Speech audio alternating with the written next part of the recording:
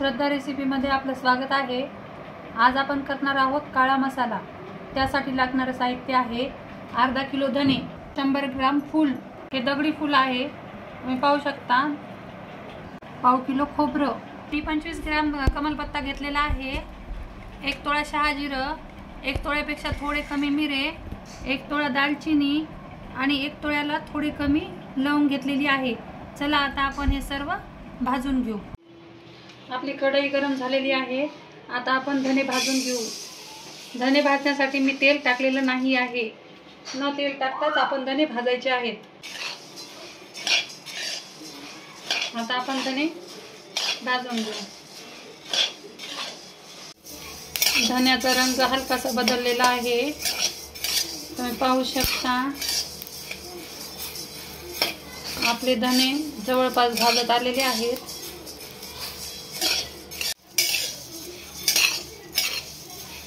आपले धने भाजलेले आहेत। आता आपण हे काढून घेऊ। मी धने एका ताटामध्ये काढून घेतले आहेत। आता आपण फूल भाजून घेऊ। फूल भाजण्यासाठी कढईमध्ये मी 1 चमचा तेल टाकलेलं आहे। आता आपण हे फूल कढईत टाकून घेऊ आणि ह्याला भाजून घेऊ।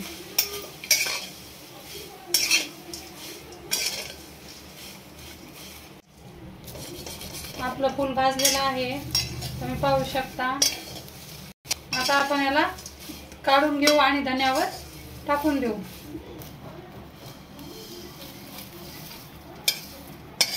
हे आपल्याला दोन्ही मिक्सरला एकत्रच काढायचे आहे, त्यामुळे मी हे दोन्ही एकत्र करत आहे।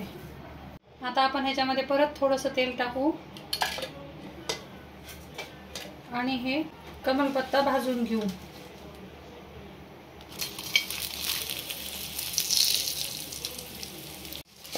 आपला कमलपत्ता भाजलेला आहे। आता आपण ह्याला पण एका प्लेटमध्ये काढून घेऊ आणि थंड होऊ देऊ।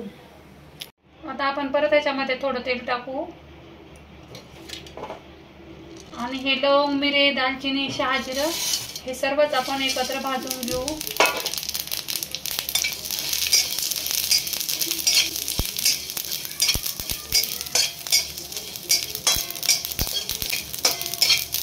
लवंग भाजते वेळेस जपून भाजायची आहे, ती तळल्यानंतर उडून येते, पोळायची भीती असते।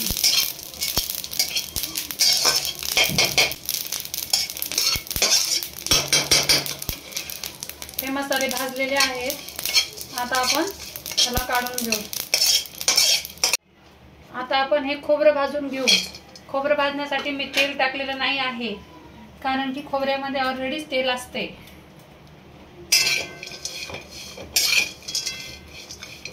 आपण खोबरं न तेल टाकता भाजणार आहोत।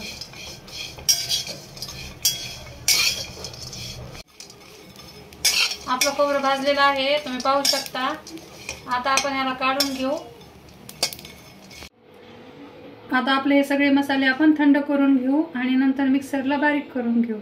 आता आपला मसाला पूर्ण थंड झालेला आहे, आपण मिक्सरला बारीक करून घेऊ। सगळ्यात आधी आपण धणे आणि फूल एकत्र करून मिक्सरला बारीक करून घेऊ। आता मी मिक्सरच्या भांड्यात टाकून घेते। धणे आणि फूल मी एकत्र केलेलं आहे। आता मिक्सरला आपण हे बारीक करून घेऊ।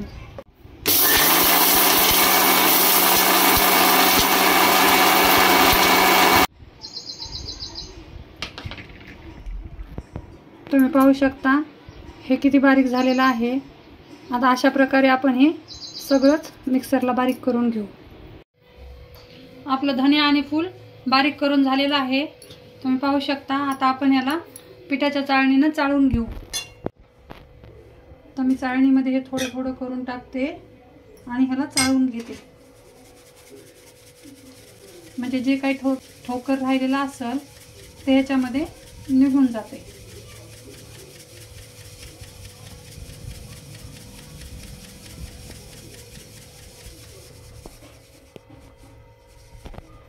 हे चाळून झालेलं आहे। हे ठोकर निघालेलं आपण ह्या मिक्सरच्या भांड्यामध्ये टाकून घेऊ आणि ह्याला परत फिरवून घेऊ। तर आपण सगळं असं चाळून घेऊ।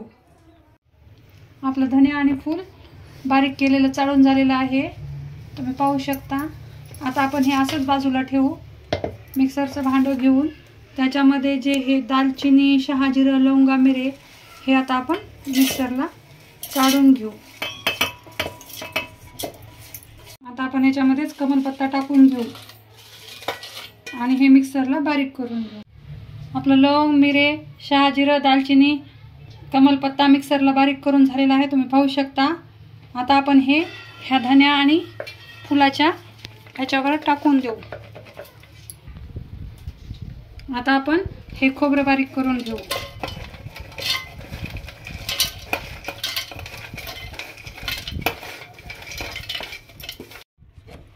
आपलं खोबरं बारीक करून झालेलं आहे, ते आता आपण त्या मसाल्यावर टाकून घेऊ.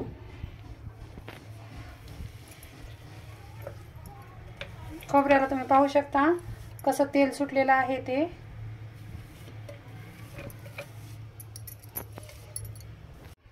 आता आपण हे सर्व एकत्र मिसळून घेऊ.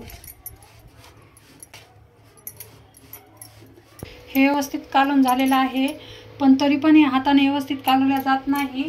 आपण ह्याला परत एकदा मिक्सरला फिरून घेऊ आणि सर्व एकत्र करून घेऊ. आपला मसाला बनून तयार आहे, तुम्ही पाहू शकता. मी परत एकदा हे मिक्सरला फिरून घेतला आहे. हा मसाला तुम्ही मिरची कांडपवरून पण बारीक करून आणू शकता, मी घरीच केलेला आहे. तुम्हाला जर माझा व्हिडिओ आवडला असेल तर माझ्या व्हिडिओला लाईक करा, शेअर करा आणि माझ्या चॅनलला सबस्क्राईब करा. धन्यवाद.